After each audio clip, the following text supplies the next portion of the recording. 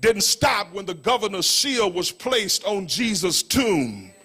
Faith goes beyond what you can see. Faith goes beyond what you can feel. Faith goes beyond what you can think. Faith says that anything is possible to them that believe.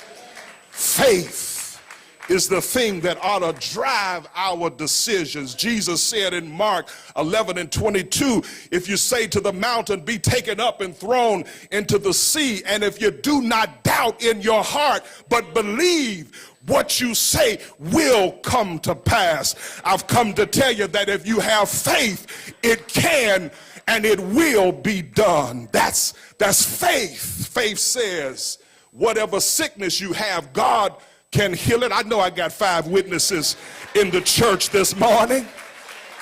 Faith says whatever bills you got, God can help you pay every bill you got on your kitchen table. I know I got 3 witnesses in here this morning. Faith says whatever mountain you got, we serve a God that has the power to move the mountains that are in our lives. I know I got 1 witness in the sanctuary today.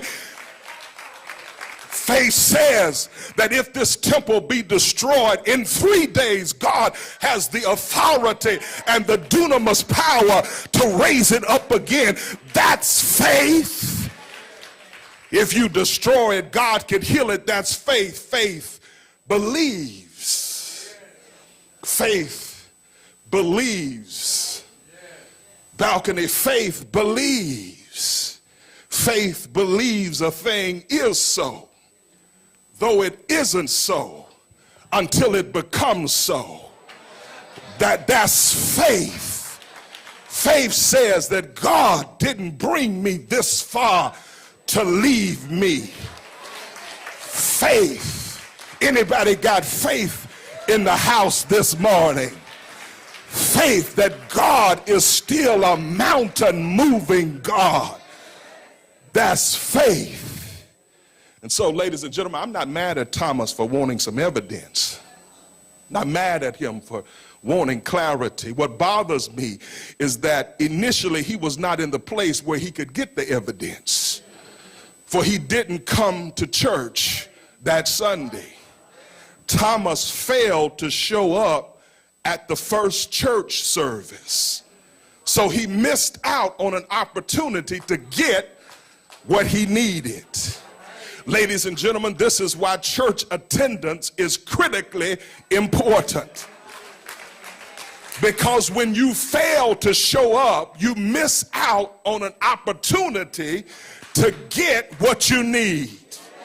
When you fail to show up, you miss out on testimonies. My God, I know God can heal cancer. I heard it myself this morning in the service.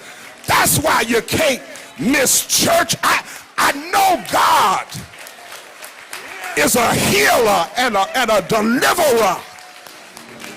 That's why you can't miss out on church, because you miss out on so much God consciousness. You miss out on so much soul inspiration. You miss out on so much enrichment when you don't come to church. For we learn here that when you fail to be in worship, you never know what God is going to do for you in the service when you come to church. That's why I don't ever want to miss church because of something foolish or frivolous.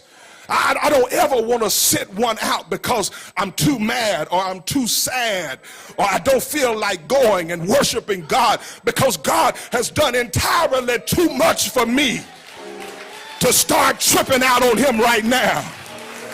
Am I the only one in the house today that can say that the Lord has been too good to me to sit out on him on Sunday? Listen, I don't ever want to feel that bad or that confused or that disappointed that I would stay away from the only place or the only one that can help me. I don't know about you, but I need God more than God needs me.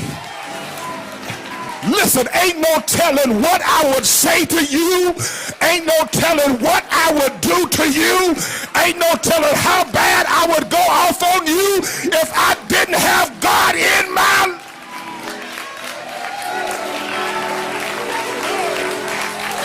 Robert Lewis, that's why I don't want to be late.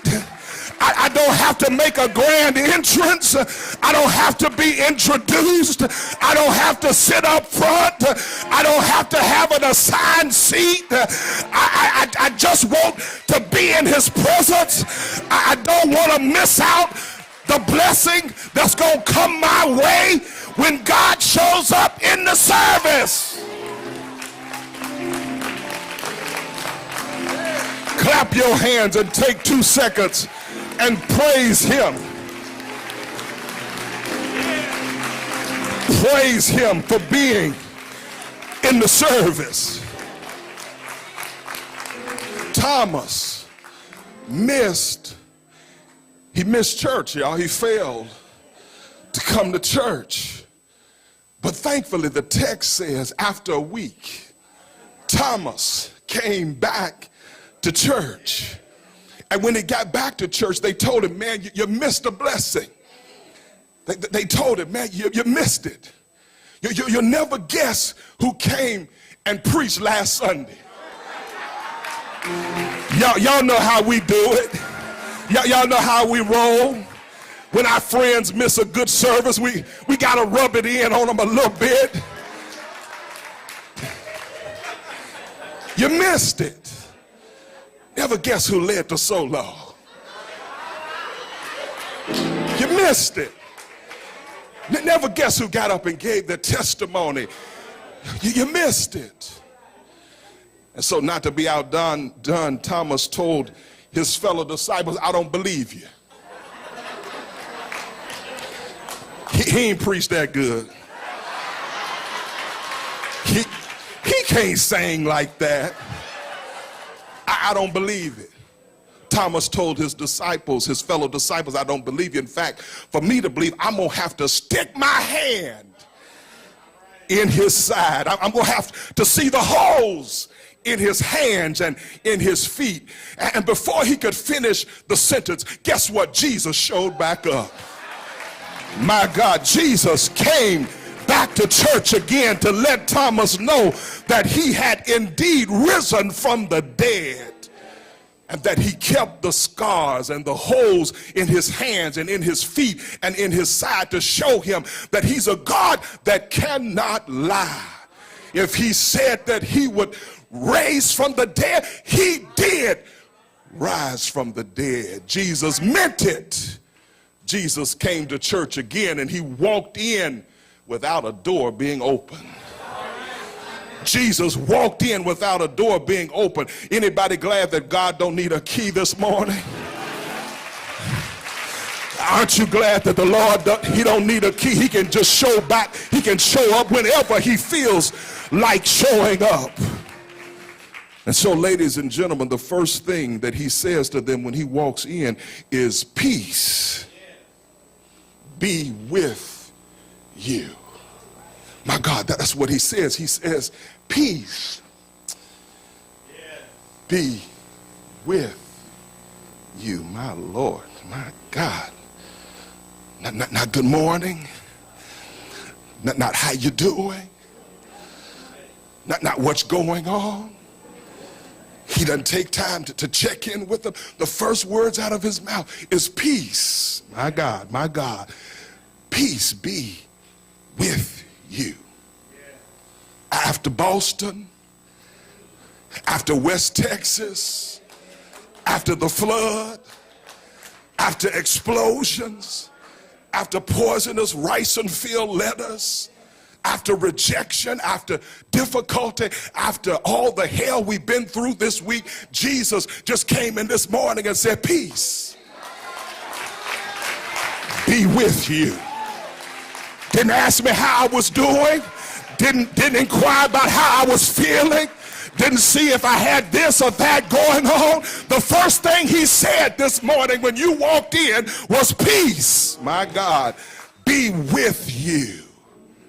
He said it because he must have known that after this week, we all need We all need some peace. Jesus must have known that we would need peace in Boston. We need some peace in Chicago. We need peace in West Texas. We need peace in DC. We need peace for our troubled minds. We need peace for a difficult situation. We need peace for demonic strongholds. We need peace for addictive behaviors.